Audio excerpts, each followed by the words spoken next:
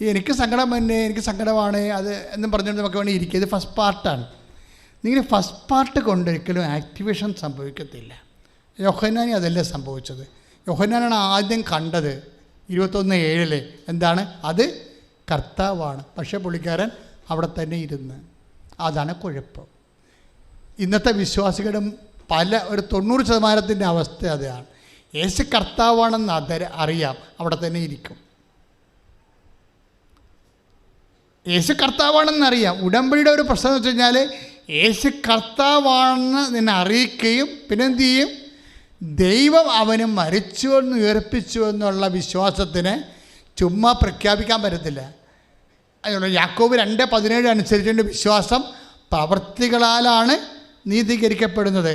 അതെന്നുവെച്ചാൽ പ്രേക്ഷിത പ്രവർത്തനം എന്ന് പറഞ്ഞാൽ എന്താണ്? പുനരുത്ഥാനത്തിൻ്റെ സാക്ഷ്യമാണ്. ഒന്ന് പറഞ്ഞേ, കർത്താവേ ഞാൻ ചെയ്യുന്ന ഉടമ്പടി പ്രകാരമുള്ള യേശുവിന്റെ നാമത്തിലുള്ള എല്ലാ പ്രേക്ഷിത പ്രവർത്തനങ്ങളും കർത്താവിന്റെ പുനരുത്ഥാനത്തിന് സാക്ഷ്യമാകുകയാണെന്നുള്ള ആഴമായ ബോധ്യത്താൽ എന്നെ അഭിഷേകം ചെയ്യണമേ. ഹല്ലേലൂയ ഹല്ലേലൂയ ഹല്ലേലൂയ യേശുവേ ആരാധന ഹല്ലേലൂയ ഹല്ലേലൂയ ഹല്ലേലൂയ ഹല്ലേലൂയ യേശുവേ യേശുവേ ഹല്ലേലൂയ യേശുവേ നന്ദി. അതിനെ ഈ കൂട്ടത്തിൽ നിന്ന് ചാടിപ്പോന്നില്ലേ? യേശു കർത്താവാണെന്നുള്ള അറിവ് കിട്ടിയപ്പോഴുടനെ പത്രോസ് ചാടിപ്പോന്നില്ലേ? കടലിലൂടെ നീന്തി കയറി പോകുന്ന ആദ്യമേ എത്തി. ഈ ആദ്യമേ എത്തണം, അതൊക്കെ സീരിയസ് വിഷയമാണ്. ആദ്യമേ എത്തുമ്പോൾ കർത്താവ് ചോദിക്കുന്ന ചോദ്യമുണ്ട്. എന്താണ് അത്? മറ്റുള്ളവരെ കൂടി ഉദ്ദേശിച്ചുകൊണ്ട് ചോദിക്കുന്ന ചോദ്യമാണ്. നീ ഇവരെക്കാൾ അധികമായി. അതാണ് പ്രശ്നം. അതെന്നും പ്രശ്നം തന്നെയാണ്. 21:15 വായിച്ചോളൂ. യോഹന്നാന്റെ സുവിശേഷം. അവരുടെ പ്രാതൽ കഴിഞ്ഞപ്പോൾ യേശു ശിമയോൻ പത്രോസിനോട് ചോദിച്ചു, യോഹന്നാന്റെ പുത്രനായ ശിമയോനെ, യോഹന്നാന്റെ പുത്രനായ ശിമയോനെ, യോഹന്നാന്റെ പുത്രനായ ശിമയോനെ, നീ ഇവരെക്കാൾ അധികമായി എന്നെ സ്നേഹിക്കുന്നുവോ? Praise the Lord. ഈ ചോദ്യത്തിനാണ് പത്രോസ് അതാണ് ചെയ്തത്. ആ 11 പേരും ആ വള്ളത്തിൽ തന്നെ ഇരിക്കുകയാണ്. 10 പേര് ആ വള്ളത്തിൽ തന്നെ ഇരിക്കുകയാണ്. ആ 10 പേരിലാണ് പത്രോസ് ചാടിപ്പോകുന്നത്. അത് കണ്ടിട്ടാണ് ചോദിക്കുന്നത്, ഇവരെക്കാൾ അധികമായി. ഇപ്പം നിൻ്റെ പ്രേക്ഷിത പ്രവർത്തനങ്ങൾ അന്ത്യം വരെ കാണുന്ന ആളാണ് ദൈവം. അവസാനത്ത് ആദ്യത്തെ ഭാഗമൊക്കെ നല്ലതായിരിക്കാം, അന്ത്യഭാഗമാണ് പ്രശ്നം. മനസ്സിലായില്ലേ? നീ ഉടമ്പടിയുടെ ആദ്യ ഭാഗമൊക്കെ ഭയങ്കര വീരശൂര പരാക്രമം കാണിക്കും. ആ 90 ദിവസം ആകുമ്പോൾ നീ വെറുതെ പ്രത്യക്ഷിക്കുന്ന പ്രാർത്ഥനയായിട്ട് മാത്രം ഈ സാധനം അവസാനിപ്പിക്കും. പ്രേക്ഷിത പ്രവർത്തനമില്ല, ദാനധർമ്മങ്ങളില്ല, രോഗി സന്ദർശനമില്ല. ഈ അന്ത്യഭാഗങ്ങൾ ആദ്യ ഭാഗങ്ങളെപ്പോലെ തന്നെ അന്ത്യഭാഗങ്ങളും ഇപ്പം 10 ദിവസത്തിന് മാർക്ക് കിട്ടാൻ കാര്യം അതാണ്. എന്താണ്? യോഹന്നാൻ വക്ഷസിൽ കിടന്നോ അന്ത്യത്താഴത്തിൽ അല്ലേ? പിന്നെ കുരിശുമരണത്തിൽ കർത്താവിൻ്റെ കുരിശ് ചുവട്ടിൽ വന്നു. പക്ഷേ അന്ത്യഭാഗം യോഹന്നാന് പാളിപ്പോയി. അതൊരു 10-50 മാർക്കിൻ്റെ ഒറ്റ ക്വസ്റ്റ്യനായിരുന്നു. യോഹന്നാൻ 10 മാർക്കിൻ്റെ ക്വസ്റ്റ്യനൊക്കെ ചെയ്ത് 20 മാർക്കിൻ്റെ ക്വസ്റ്റ്യനൊക്കെ ചെയ്തെങ്കിലും അവസാനം ഒരു 50 മാർക്കിൻ്റെ ക്വസ്റ്റ്യൻ യോഹന്നാൻ്റെ കയ്യിൽ നിന്ന് പോയി. അതുകൊണ്ട് എന്താ പറ്റിയത്? അധികാരം, താക്കോല് പത്രോസിന് കിട്ടി. എന്താ കാര്യം? അവൻ്റെ അന്ത്യഭാഗം കറക്റ്റായിരുന്നു. വെളിപാടിൻ്റെ പുസ്തകം 2:19 വായിച്ച് ശ്രുതികട്ടെ. ഹല്ലേലൂയ ഹല്ലേലൂയ ഹല്ലേലൂയ യേശുവേ സ്തുതി. ഹല്ലേലൂയ ഹല്ലേലൂയ ആരാധന ആരാധന. വെളിപാട് 2:19. നിന്റെ പ്രവൃത്തികളും സ്നേഹവും വിശ്വാസവും ശുശ്രൂഷയും ദീർഘമായ സഹനവും ഞാൻ അറിയുന്നു. നിന്റെ അവസാന പ്രവർത്തനങ്ങൾ ആദ്യത്തേതിനേക്കാൾ മെച്ചപ്പെട്ടവയാണ്. കൈയടിച്ച് കർത്താവിനെ സ്തുതിക്കട്ടെ. ഹല്ലേലൂയ. Hallelujah, hallelujah. മഹത്വം, മഹത്വം, ആരാധന, ആരാധന. ആ വചനം വായിച്ചു തരാം. ഒന്നിന് വായിച്ചു തരാം. ഒന്ന് പറഞ്ഞ വെളിപ്പാട് 2:19 വായിച്ചേ. നിന്റെ പ്രവൃത്തികളും, ഏറ്റു പറഞ്ഞ നിന്റെ പ്രവൃത്തികളും സ്നേഹവും വിശ്വാസവും ശുശ്രൂഷയും ദീർഘമായ സഹനവും ഞാൻ അറിയുന്നു. നിന്റെ അവസാന പ്രവർത്തനങ്ങൾ ആദ്യത്തേതിനേക്കാൾ മെച്ചപ്പെട്ടവയാണ്. ഇവിടെയാണ് പ്രശ്നം. അവസാന പ്രവർത്തനങ്ങളെ യോഹന്നാൻ്റെ എല്ലാ കാര്യവും കർത്താവ് കണ്ടതാണ്. വക്ഷത്തിൽ കിടന്നതാണ് ആൾ. അന്ത്യത്താഴ് സമയത്ത്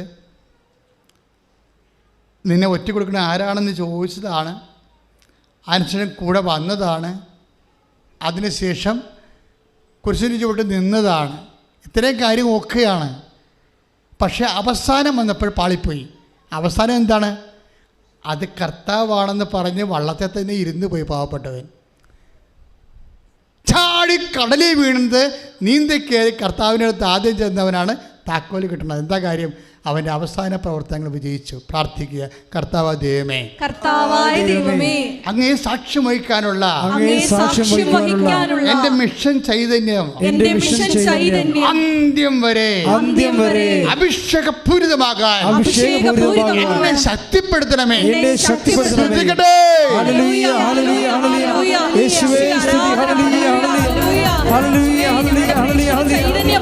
കാരുണ്യത്തിന് ആരാധനയും സ്തുതിയും പുകഴ്ചയും ഉണ്ടായിരിക്കട്ടെ. ഈ ഇരിപ്പുകാരത്തേക്ക് യോഹന്നാൻ ഇപ്പോൾ വള്ളത്തിൽ തന്നെ ഇരിക്കുകയല്ല ചെയ്തത്.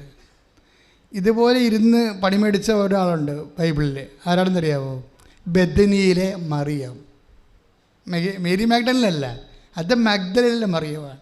ലാസറിൻ്റെ പെങ്ങളെ ബെഥനിയിലെ മറിയമാണ്. ആ പാർട്ടി ഇരുന്ന് പണിമേടിച്ച ആളാണ്. എപ്പോഴും ഓർത്തേക്കണം, നിങ്ങൾ ഇങ്ങനെ ഇരുന്നെന്ന് പറയുമ്പോൾ ഇരുന്ന് ജവന്മാർ ചെല്ലുക, ഇരുന്ന് പ്രാർത്ഥിക്കുക, വല്ല കുഴപ്പമുണ്ട്. പക്ഷെ പണിമേടിക്കാനുള്ള എല്ലാ സാധ്യതയുണ്ട്. എന്താ കാര്യം?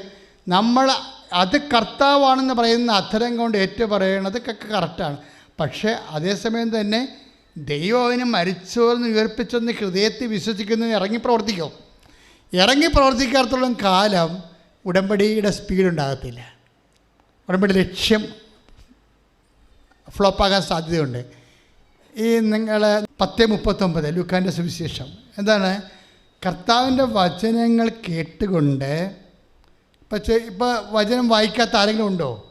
എല്ലാവരെയും വചനം വായിക്കും, പക്ഷെ നടപ്പിൽ വരത്തത്തില്ല. വചനം വായിക്കുന്നതിന് ഒരു പഞ്ഞുമില്ല. 1 മണിക്കൂർ 2 മണിക്കൂർ വചനം എഴുതണവരുണ്ട്. ഒരു ജന്മം മുഴുവനും വചനം 3 ബൈബിളൊക്കെ എഴുതുന്ന ആൾക്കാരുണ്ട്.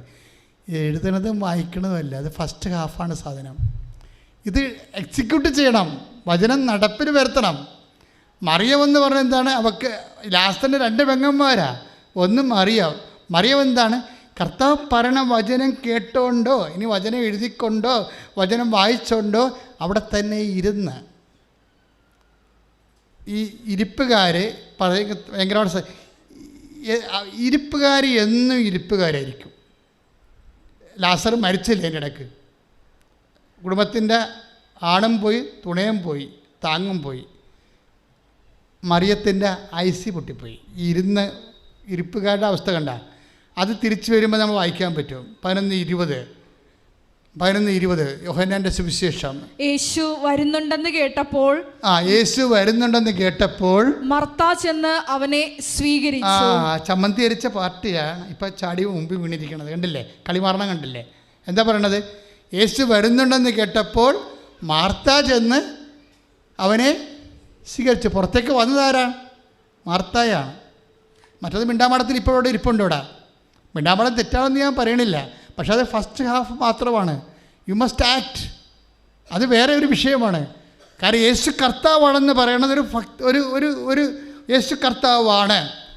അതിൻ്റെ 10:9 രക്ഷ കരഗതമാകുന്നതിൻ്റെ ആക്ടിവേറ്റ് ചെയ്യുന്നതിൻ്റെ സെക്കൻഡ് ഹാഫ് എന്താണ്? ദൈവം അവനെ മരിച്ചോന്ന് ഉയർപ്പിച്ചു. അതിനെന്ത് ചെയ്യണം എന്ന് ഹൃദയത്തിൽ വിശ്വസിക്കണം. അതിനെന്ത് ചെയ്യണം? യാക്കോബ് 2:17 വിശ്വാസം പ്രവൃത്തിയാലാണ് നീതീകരിക്കപ്പെടുന്നത്. പ്രവൃത്തിയില്ലാത്തുള്ള കാലം പ്രാർത്ഥന മാത്രമാണെങ്കിൽ പണി കിട്ടാനുള്ള എല്ലാ സാധ്യതയുണ്ട്. ആ പണി കിട്ടിയ ആളാണ് മറിയം. മറിയത്തിന് എന്താ പണി കിട്ടിയിട്ട് നോക്കി ആ വായിച്ച് 11:20 വായിച്ച് യോഹന്നാന്റെ സുവിശേഷം. യേശു വരുന്നുണ്ടെന്ന് കേട്ടപ്പോൾ യേശു വരുന്നെന്ന് കേട്ടപ്പോൾ മർത്ത ചെന്ന് അവനെ സ്വീകരിച്ചു. എന്നാൽ മറിയം വീട്ടിൽ തന്നെ ഇരുന്നു. അത് വല്ല കാര്യമുണ്ടാ പറയാൻ? അത് എഴുതി വെച്ചിരിക്കുന്ന അവിടെ. വീട്ടിൽ ഇരുന്നത് പരിശുദ്ധാത്മാവിന് ഇഷ്ടപ്പെട്ടില്ല. വീട്ടിൽ തന്നെ ഇരുന്നത് പറയേണ്ട കാര്യമില്ലല്ല. മർത്ത ചെന്നെന്ന് പറഞ്ഞാൽ മതില്ലേ, നല്ല കാര്യം പറഞ്ഞാൽ പോരെ, എന്തിനാ മോശം കാര്യം പറയണത്? പരിശുദ്ധാത്മാവിന് ഇഷ്ടപ്പെടാത്തതുകൊണ്ടാണ് പറയണത്. മറിയം വീട്ടിൽ തന്നെ ഇരുന്നു. നിങ്ങൾ വീട്ടിൽ തന്നെ ഇരുന്നു കൊണ്ട് പ്രാർത്ഥിച്ചുകൊണ്ട് ഉടമ്പടി ആക്ടിവേറ്റ് ചെയ്യാൻ ധരിക്കരുത്. പുറത്ത് ഇറങ്ങി വരണം. പുറത്തിറങ്ങി വന്നുള്ള ഗുണം എന്താണ്? മർത്തായോട് എന്താ പറഞ്ഞത്? മറിയത്തിന് കൊടുക്കുക. ഈ വചനം മുഴുവൻ പണ്ട് കർത്താവിൻ്റെ അടുത്ത് വന്നപ്പോഴേ കേട്ടോണ്ടിരുന്ന ആരാണ്? മറിയം. പക്ഷേ മറിയത്തിന് ആ വചനം പ്രയോജനപ്പെട്ടില്ല. മറിയം കേട്ടു എന്നുള്ള കാര്യം സത്യമാണ്, വിശ്വസിച്ചില്ല. ഹെബ്രായർ 4:2 ശ്രുതികട്ടെ ഹല്ലേലൂയ. അവർക്കെന്നതുപോലെ തന്നെയാണ് നമുക്കും സുവിശേഷം ലഭിച്ചത്. എന്നാൽ അവർ കേട്ട വചനം അവർക്ക് പ്രയോജനപ്പെട്ടില്ല. കാരണം അവർ അത് വിശ്വസിച്ചില്ല. മറിയം അത് വിശ്വസിച്ചിട്ടില്ല, കേട്ടോണ്ടിരുന്നെന്ന്. ഈ വായിക്കുന്ന പല ആൾക്കാരും വചനം വിശ്വസിക്കുന്നുണ്ടോ എന്ന് സംശയമാണ്. വായിക്കാത്തവൻ വചനം നടപ്പിൽ വരുത്തുന്നുണ്ടെങ്കിൽ അവനാണ് വിശ്വാസി. ഇവിടുത്തെ കുറച്ച് വിഷയമുണ്ട്. ഇതിൻ്റെ അകത്ത് ശരിക്കും ഒരു വിഷയമുണ്ട്. ഉടമ്പടി ചെയ്യുന്ന പ്രാർത്ഥനയാണ്, ചൊല്ലുന്ന പ്രാർത്ഥനയല്ല. എന്താ പ്രോബ്ലം എന്ന് വെച്ച് കഴിഞ്ഞാൽ ഇപ്പം എന്താ സംഭവിക്കാൻ പോണത്? യേശുവിൻ്റെ ജീവിതത്തിൻ്റെ ഏറ്റവും വലിയ വെളിപാടെന്താണ്? I am the life and resurrection. ഇതിനേക്കാൾ വലിയ വെളിപാടുണ്ടോ? ഞാനാണ് ജീവൻ, ഞാനാണ് പുനരുദ്ധാനം എന്നല്ലാതെ യേശുവിൻ്റെ ഇതിനേക്കാൾ വലിയ വെളിപാടുണ്ടോ? ഈ വെളിപാട് ആർക്കാ കിട്ടിയത്? 11:25 യോഹന്നാന്റെ സുവിശേഷം. യേശു പറഞ്ഞു, നിന്റെ സഹോദരൻ ഉയർത്തെഴുന്നേൽക്കും. മർത്ത പറഞ്ഞു, അന്ത്യദിനത്തിലെ പുനരുദ്ധാനത്തിൽ അവൻ ഉയർത്തെഴുന്നേൽക്കുമെന്ന് എനിക്കറിയാം. യേശു അവളോട് പറഞ്ഞു, ഞാനാണ് പുനരുദ്ധാനവും ജീവനും. യേശു അവളോട് പറഞ്ഞു. ആരോട്? മാർത്തായോട്. എന്താ പറഞ്ഞത്? ഞാനാണ് പുനരുദ്ധാനവും ജീവനും. ഇത് മറിയത്തോട് പറയേണ്ടതായിരുന്നു. കാര്യം ഈ ഭൂമിയിലെ ഏറ്റവും വലിയ വെളിപാടാണ്. പത്രോസിനെ കിട്ടിയതിനേക്കാളും യോഹന്നാനെ കിട്ടിയതിനേക്കാളും ഏറ്റവും വലിയ വെളിപാടാണ്. എന്താണ്? ഞാനാണ് പുനരുദ്ധാനവും ജീവനും. ഇതെന്തിനാണ്? ഇത് മറിയത്തിന് കിട്ടേണ്ടതാണ്. കാര്യം മറിയത്തിനാണ് സർട്ടിഫിക്കറ്റ് കിട്ടിയത്. അക്കാഡമി സർട്ടിഫിക്കറ്റ് കൊടുത്തല്ല ഈശോ അന്ന് വന്നപ്പോൾ. നല്ല കാര്യം തിരഞ്ഞെടുത്തു എന്നൊക്കെ പറഞ്ഞില്ലേ? നല്ല കാര്യം തിരഞ്ഞെടുത്തു. പക്ഷേ നല്ല കാര്യം തിരഞ്ഞെടുക്കുന്നതും അത് നടപ്പിൽ വരുത്തുന്നതും 2 കേസാണ്. നല്ല കാര്യം തിരഞ്ഞെടുത്തെന്നേ പറഞ്ഞുള്ളൂ ഈശോ, അത് നടപ്പിൽ വരുത്തിയെന്ന് പറഞ്ഞില്ല. തിരഞ്ഞെടുത്ത ആളല്ല നടപ്പിൽ വരുത്തിയിരിക്കണത്. അതാരാണ്? അത് അന്ന് കഞ്ഞിയും കപ്പയൊക്കെ ഉണ്ടാക്കാൻ പോയ കക്ഷിയില്ലേ, അതിൻ്റെ ഇടയ്ക്ക് കൂടി ഒരു തല കാണിച്ച് ചെവി കാണിച്ച് കർത്താവിൻ്റെ വചനം കേട്ടയാളാണ്. അയാളാണ് ചാടി ആദ്യം വന്നത്. ആങ്ങളെ മരിച്ചാലും അതായത് ഉള്ള തൂണും തുണയും നഷ്ടപ്പെട്ടാലും അവൾ പറയുന്നൊരു വാക്കുണ്ട്, കർത്താവേ, നീ ഇവിടെ ഉണ്ടായിരുന്നെങ്കിൽ എൻ്റെ സഹോദരൻ മരിക്കില്ല. I know it. അത് വചനത്തേക്കാൾ ഉപരി നിന്നോട് സ്നേഹത്തിൽ ഞാൻ മനസ്സിലാക്കിയ സത്യമാണ്. അതുകൊണ്ട് ആണ് ഈശോ, നോക്കൂ അവൻ അവരെ എന്തുമാത്രം സ്നേഹിച്ചിരുന്നുവെന്ന്. യേശുവിൻ്റെ സ്നേഹം മനസ്സിലാക്കിയ ഒരാളാണ് മാർത്ത. യേശുവിൻ്റെ സ്നേഹം മനസ്സിലാക്കുന്നവൻ അത് പ്രഖ്യാപിക്കാൻ ആദ്യമേ വരും. അതുകൊണ്ടാണ് പറയുന്നത്, കർത്താവേ, നീ ഇവിടെ ഉണ്ടായിരുന്നെങ്കിൽ എൻ്റെ സഹോദരൻ മരിക്കില്ലായിരുന്നു. അപ്പോൾ യേശു പറഞ്ഞു, നിൻ്റെ സഹോദരൻ ഉയർത്തി നിൽക്കും. അപ്പോഴും വചനം കേൾക്കാതിരുന്ന അന്ന് ഭക്ഷണപാനീയങ്ങൾ ഉണ്ടാക്കാൻ പോയ മാർത്ത പറയുവേ, അന്തിമനാളിൽ, I know it my lord, അന്തിമനാളിൽ പുനരുദ്ധാന ഘട്ടത്തിൽ അവൻ ഉയർത്തി നിൽക്കുമെന്ന് എനിക്കറിയാം. അപ്പോൾ ഈശോ പറഞ്ഞു, I am the life and resurrection. അതാരോട് പറഞ്ഞു? മാർത്തായോട് പറഞ്ഞു. ആരാണ് ഇറങ്ങി പുറപ്പെടുന്നത്? ആരാണ് ആദ്യം വിശ്വാസം പ്രഖ്യാപിക്കുന്നത്? ആരാണ് തൻ്റെ വിശ്വാസത്തിൻ്റെ പ്രവൃത്തി കൊണ്ട് വിശ്വാസത്തെ നീതീകരിക്കുന്നവന്? അവൻ കർത്താവ് അവനെ വിളിക്കും, കർത്താവിന് വെളിപ്പെടുത്തും. ഞാൻ സ്നേഹിക്കുന്നവനെ എന്നെ തന്നെ വെളിപ്പെടുത്തുമെന്ന് യോഹന്നാന്റെ സുവിശേഷത്തിലെ 21:17. ശ്രുതികട്ടെ ശ്രുതികട്ടെ. ഹല്ലേലൂയ ഹല്ലേലൂയ ഹല്ലേലൂയ ഹല്ലേലൂയ യേശുവേ സ്തുതി. Hallelujah hallelujah hallelujah hallelujah.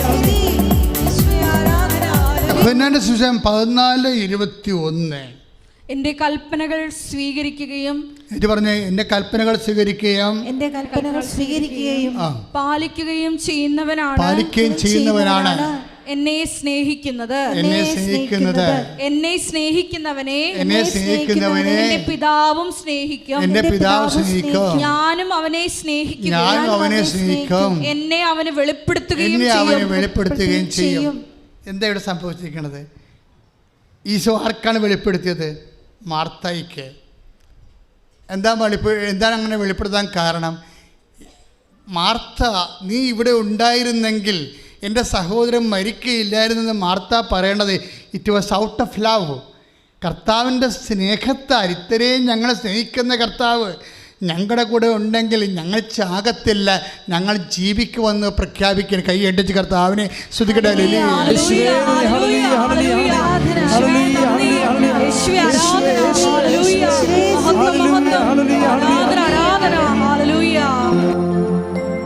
ഓരോ പ്രവർത്തനങ്ങളും ഓരോ സാക്ഷ്യങ്ങളാണ്. ഓരോ സാക്ഷ്യങ്ങളും നമുക്ക് നൽകുന്നത് ദൈവസ്നേഹമാണ്. ഈ ദൈവസ്നേഹം വർദ്ധിക്കുന്നതനുസരിച്ചാണ് വെളിപാടുകൾ, ഓരോ വഴികൾ, വഴികൾ തെളിഞ്ഞ് വരണത്. ഇപ്പം ചില പറഞ്ഞില്ലേ, അച്ഛാ ഞങ്ങൾ വെയിറ്റ് ചെയ്തു. കാരണം അച്ഛൻ്റെ ധ്യാനം, ഉടമ്പടി ധ്യാനം കൂടിയപ്പോഴേ ഞങ്ങൾക്ക് wait and see how good is the lord എന്ന് അച്ഛൻ പറഞ്ഞു തന്നു. ഞാൻ ഓർക്കണില്ല, പണ്ടെങ്കോ പറഞ്ഞതാണ്. ഈ വചനത്തിനിടയ്ക്ക് വരുന്നതല്ലേ. പക്ഷേ അവർക്ക് അതിൽ നിന്നൊരു മെസ്സേജ് കിട്ടി. എന്താണ്? അവർ പ്രോസസ്സിങ്ങിന് വെയിറ്റ് ചെയ്യാൻ. ഇപ്പോൾ പൈസ കൊടുക്കണ്ട, അതാണ് സംഭവം. ഇപ്പോൾ പൈസ കൊടുക്കണ്ട, വെയിറ്റ് ചെയ്യാൻ. എന്താ കാര്യം വെച്ച് കഴിഞ്ഞാൽ, എന്നെ സ്നേഹിക്കുന്നവനെ ഞാൻ എന്നെ തന്നെ വെളിപ്പെടുത്തും. എൻ്റെ ദൈവപൈതലെ, കടം, രോഗം, ജീവിതം, ജോലി, യാത്ര അല്ലെങ്കിൽ ഉടമ്പടി, നിങ്ങൾക്ക് ഏതെങ്കിലും കാര്യത്തിലൊരു തീരുമാനം എടുക്കാൻ കഴിയാണ്ട് നിങ്ങൾ വിഷമിക്കുന്നുണ്ടെങ്കിൽ, നിങ്ങളെ പ്രേക്ഷിത പ്രവർത്തനങ്ങൾ ചെയ്ത് ദൈവത്തിൻ്റെ സ്നേഹത്തെ വർദ്ധിപ്പിച്ചിരിക്കുമ്പോൾ ഈ 14-21 വർക്കൗട്ട് ചെയ്യും. എന്താണ് വർക്കൗട്ട് ചെയ്യണത്? ഞാൻ സ്നേഹിക്കുന്നവനെ എന്നെ തന്നെ വെളിപ്പെടുത്തും. മനസ്സിലായില്ലേ? കർത്താവിൻ്റെ വെളിപാടുകൾ വ്യക്തിപരമായി സ്വീകരിക്കാനുള്ള എളുപ്പ വഴിയെന്ന് പറയുന്നത് കർത്താവിൻ്റെ സ്നേഹത്താൽ പ്രവർത്തനക്ഷമമായ വിശ്വാസമാണ്. ഗലാത്യർ 4:5-6. ശ്രുതികടെ ഗലാത്യർ 5:6. സ്നേഹത്തിലൂടെ പ്രവർത്തനനിരതമായ വിശ്വാസമാണ് സുപ്രധാനം. ഒന്ന് പറഞ്ഞേ. സ്നേഹത്തിലൂടെ പ്രവർത്തനനിരതമായ വിശ്വാസമാണ് സുപ്രധാനം. ഗലാത്യർ 5:6. ദൈവസ്നേഹത്തിലൂടെ പിന്നെന്ത് ചെയ്യണം? പ്രവർത്തന നിരതമായിരിക്കണം. ഉടമ്പടി നിങ്ങളെ പ്രവർത്തന നിരതമാക്കും. ഉടമ്പടി എടുത്തിട്ട് ഈ കല്ലറല് പോലെ ഇരുന്ന് കഴിഞ്ഞാൽ പണിയാകാൻ സാധ്യതയുണ്ട്. കാര്യം എന്താ? ഗലാത്യർ 5:6 എന്താ പറയണത്? ഒന്ന് പറഞ്ഞ, സ്നേഹത്തിലൂടെ പ്രവർത്തന നിരതമായ വിശ്വാസമാണ് സുപ്രധാനം. പ്രാർത്ഥിക്കുക. കർത്താവേ, ഞങ്ങൾക്ക് അങ്ങയോടുള്ള സ്നേഹം പ്രവർത്തനങ്ങളിലൂടെ പ്രേക്ഷിത പ്രവർത്തനങ്ങളുടെ നിരന്തരമായ പ്രവർത്തനങ്ങളിലൂടെ പ്രഖ്യാപിച്ചുകൊണ്ട് ഞങ്ങൾക്ക് അങ്ങയുടെ വെളിപാടുകൾ കിട്ടും വരെ ഉടമ്പടിയിൽ വളരാൻ ഞങ്ങളെ അഭിഷേകം ചെയ്യണമേ. ശ്രദ്ധിക്കട്ടെ. മഹത്വം, ആരാധന. Hallelujah, hallelujah. യേശുവേ നന്ദി, യേശുവേ ആരാധന. ഹല്ലേലൂയ.